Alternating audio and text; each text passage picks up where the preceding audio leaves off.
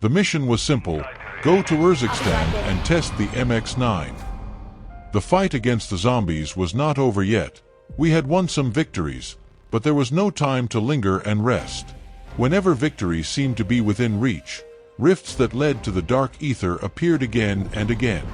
The portals were something like space-time transporters and transported us into the ether. Fearing that they could eventually lead in the other direction, to Urzikstan, led the admirals to the order to enter the Dark Aether and decimate the hordes to prevent a transition into our world. However, few told us that, and many did not return. So we were looking for better and better weapons against the undead, weapons with which we could keep the war on a status quo. A weapons technician was looking for upgrades and weapon blueprints to find familiar weapons that would shift the balance a bit and bring us a little closer to victory. I tested the MX9. Through a top-secret contact with our technician, I already knew about the low magazine capacity of this SMG and was able to persuade him to prepare me accordingly for the upcoming mission. Nevertheless, the nightmares remained, and they remain even now.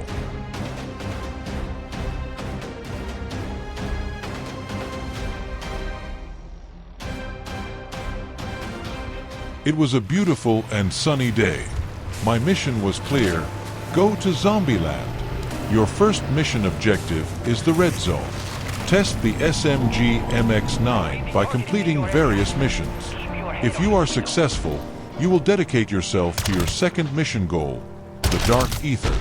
More missions are waiting for you there. Eliminate as many zombies and special zombies as you can. Exfiltrate. In the mission briefing, I was repeatedly admonished to keep an eye on the time. I didn't have to be told that several times, because time was running against me. The sun was pleasantly warm that day, and I decided to find a high-value target and do a weapons test.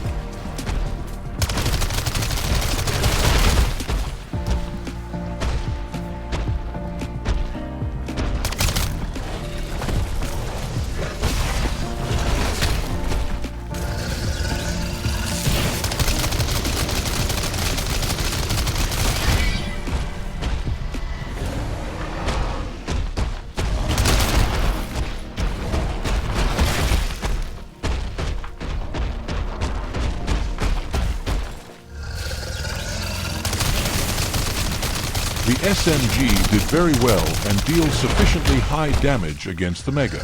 However, the low magazine capacity and the very small ammunition reserve would have been a problem. I was happy to convince the weapons technician who had equipped me to equip me directly with a mag of holding, a golden tool, and a PAP-3 crystal.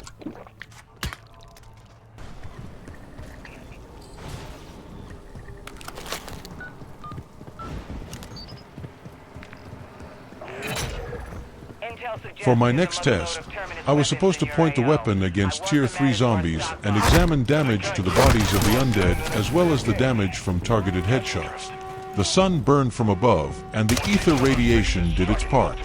I had to concentrate, but my flashbacks kept catching up with me.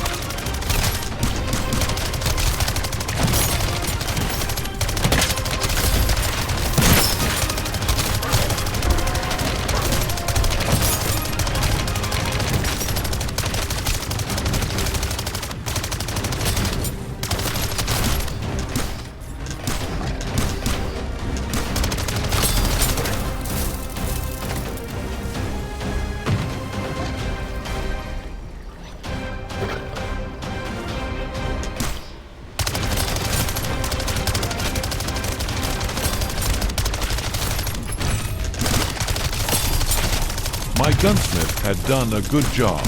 The high precision of the weapon combined with the low recoil made the MX9 a precise elimination tool against the undead. The body damage was more than good and the headshot damage crazy good. Zombie dogs, sprinters, and heavily armored zombies had no chance to get so close to me and cause heavy damage. Unfortunately, I couldn't persuade our equipment master to give me golden armor plates, but I had to live with that, or rather survive.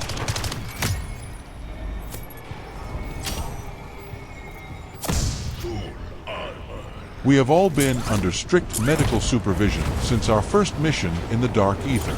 In addition, there were the psychological sessions. But nothing could take away our memories, give us back our sleep and inner peace. They were not dreams, but something else. The Dark Aether and what was terrible in it called out to us. It grabbed our soul in our dreams.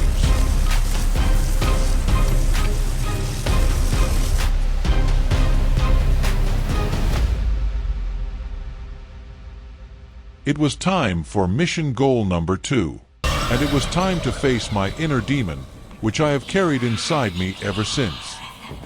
For this mission goal, too, the administrative and mission management had expressed itself clearly: complete as many missions as you could. If you want to play the hero, then this is the right time. But come back. The time had come to find out what this weapon could really do. The choice of weapons and the preparation decides whether you get home alive. Not only was I denied the golden armor plates, but also the Scorcher. The mission was too risky and too many had not returned.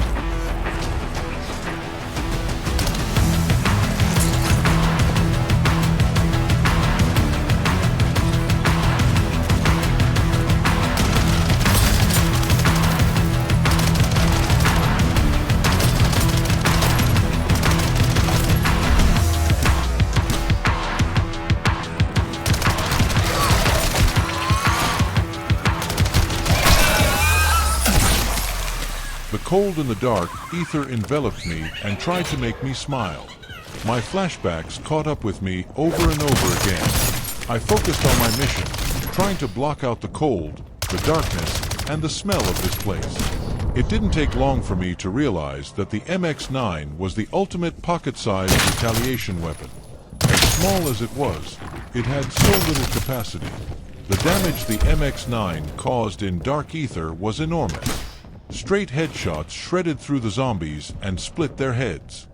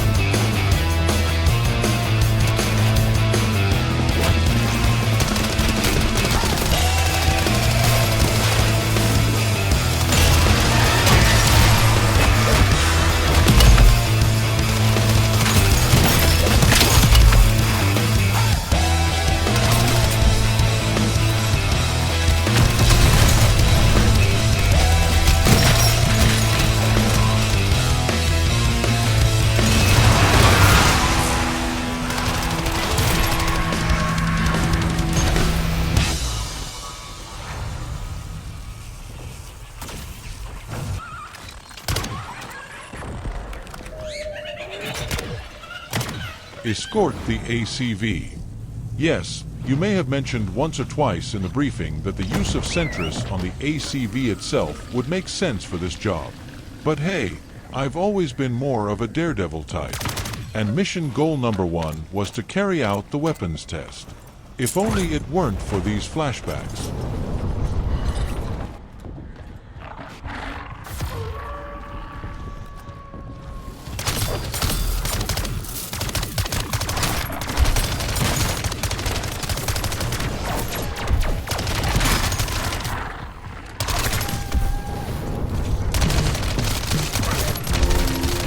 Mission time was 1800.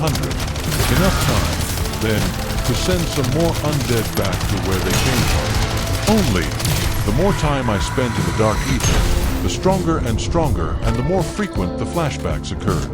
A strange feeling crept over me. Maybe it wasn't the Dark Aether. Maybe an inner voice wanted to tell me something. Maybe even warn me. Lagsam, the cold and darkness encircled me. It was time to leave this terrible place.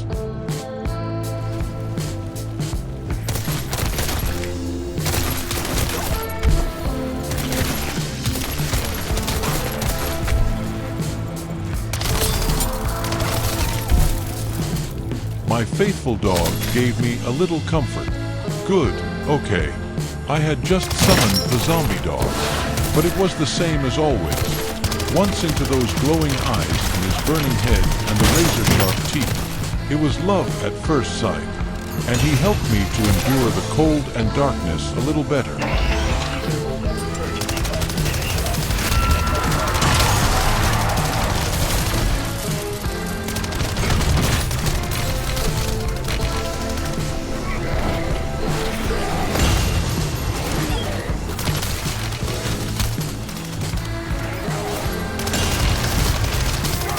On the last mission, the zombies overwhelm us with full force. It was as if the Dark Aether itself wanted to get to us. I wondered where my faithful dog was, my new great love. But everywhere I looked, zombies were rushing at us, and disciples seemed to crawl out of every corner.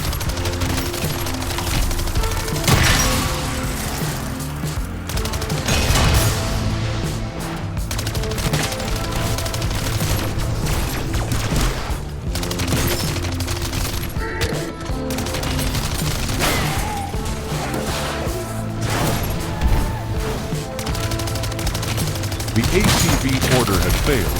The vehicle could no longer be saved. There were simply too many. And suddenly, in a moment, much too late, I noticed that 3 disciples were attacking my faithful dog and a 4th had just left. So I decided to give up the ACV and come to the aid of my dog.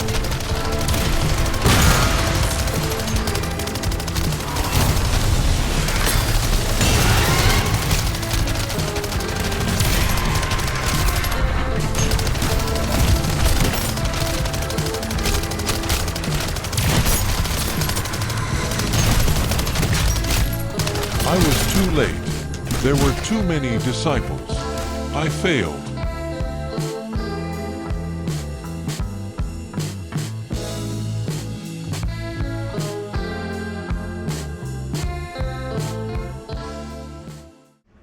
For me, there was only one mission left at that time, and I wanted to more than fulfill them. I didn't care about the darkness, the cold, and the unknown power that this place radiated.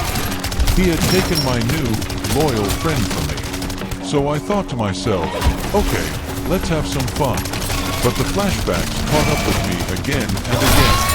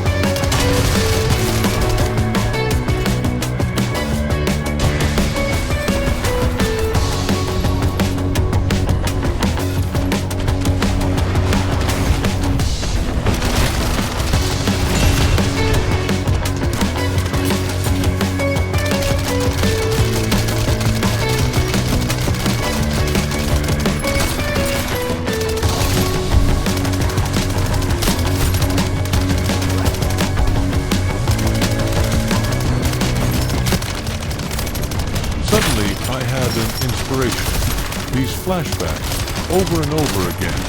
They didn't come from Dark Aether. It was a warning. A warning for me. But for what? Did they warn me? I looked at the clock. It had happened. They had said it over and over again in briefings. I had ignored them and surrendered to my feelings. I had ignored the flashbacks. And now, I was running out of time. I only had a few seconds left to leave the Dark Aether. A race against time.